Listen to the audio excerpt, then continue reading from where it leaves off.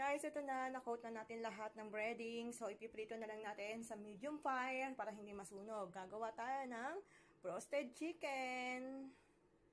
Hello mga ka-charot! Ito ang ating first batch ng ating roasted chicken. So, ito po yung ating second batch.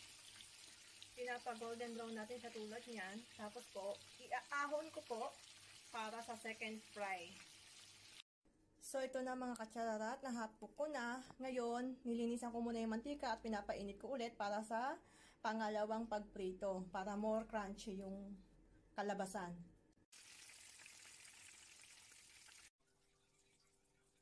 Thank you, sauce.